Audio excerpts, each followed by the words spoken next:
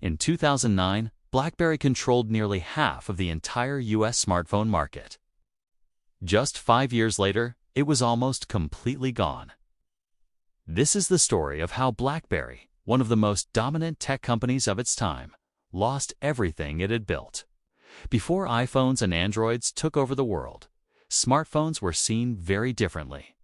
They weren't primarily for entertainment or social media. They were serious tools for business. And in that world, BlackBerry wasn't just a player, was the king. Governments, from the White House to parliaments around the globe, relied on BlackBerry for secure communication. Wall Street bankers and corporate executives wouldn't be seen without one clipped to their belts. Why? Because BlackBerry was synonymous with security. Its encrypted messaging system, BBM, and its secure email servers made it the most trusted and secure phone on the planet. BlackBerry wasn't just popular. For professionals, it was absolutely essential.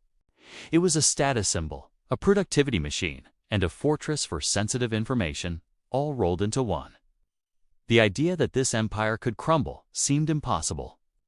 The downfall began with a fundamental disagreement about what a smartphone should even be. To BlackBerry, a smartphone had 3 core purposes. It had to be secure, it had to be efficient for work, and it had to be built for email. Everything else was secondary. Their entire design philosophy was built around these pillars. Then came Apple. Apple's vision for a smartphone was completely different.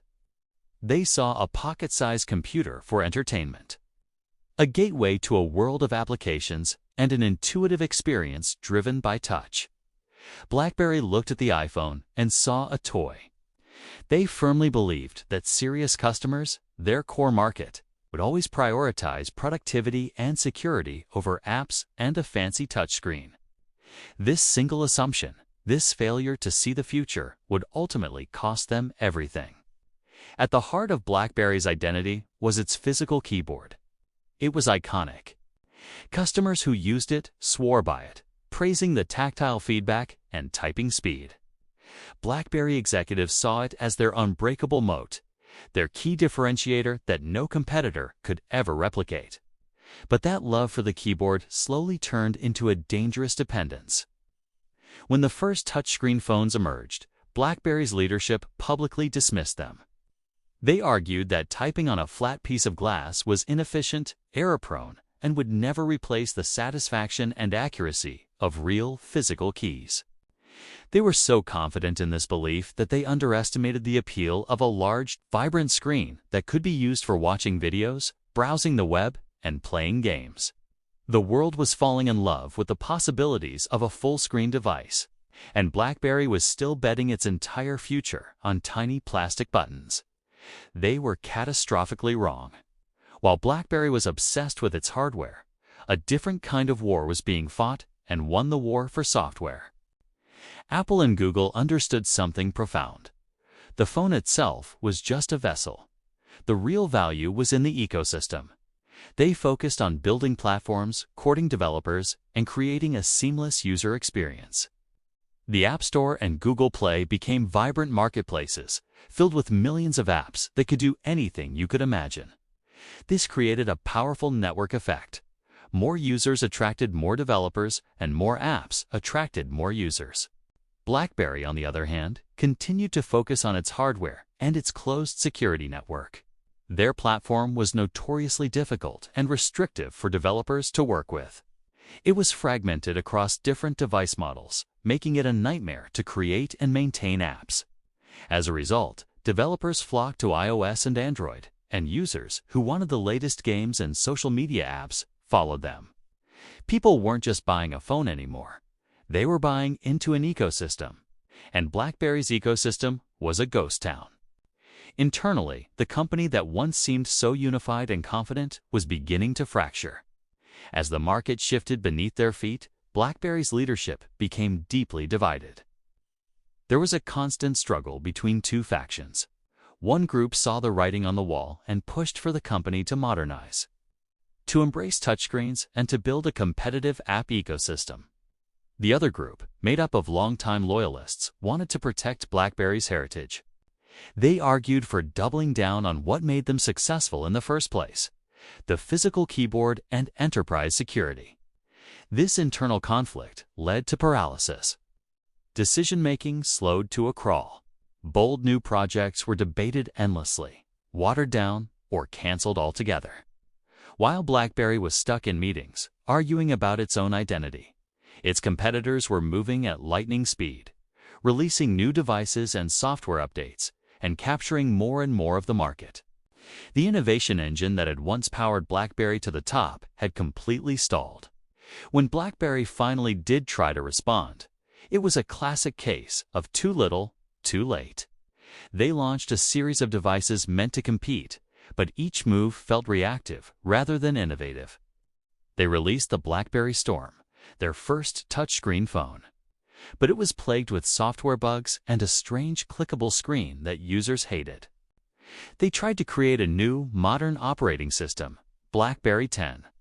But by the time it launched, the war for developers was already lost.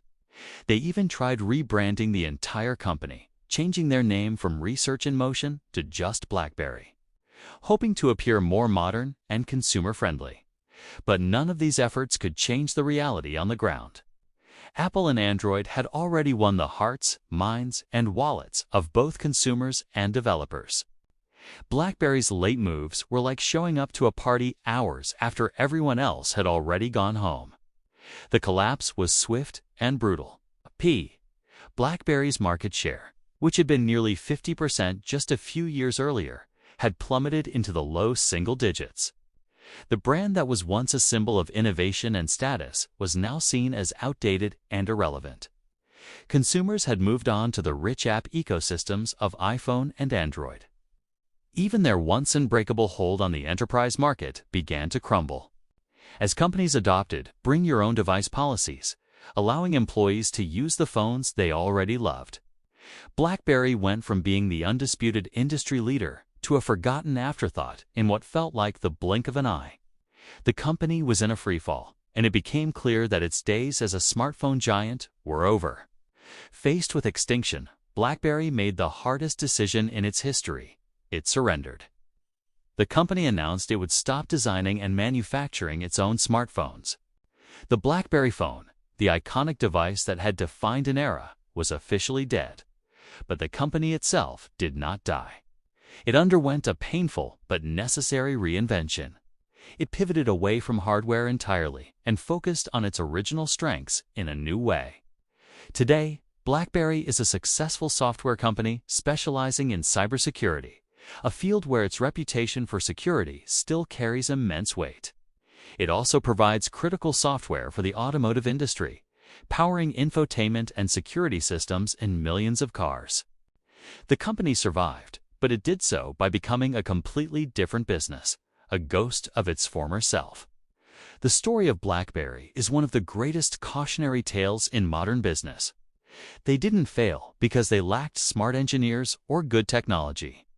They failed because they profoundly misunderstood what people wanted. They were so focused on building the best tool for work that they missed the cultural shift where phones became the center of our lives. In the fast-moving world of technology, the best product doesn't always win. The product that people fall in love with, the one that captures their imagination, is the one that ultimately changes the world. BlackBerry built a tool. Apple built a desire. And in the end, desire won. Thanks for watching. If you found this story interesting, be sure to subscribe for more deep dives into the companies that shape our world.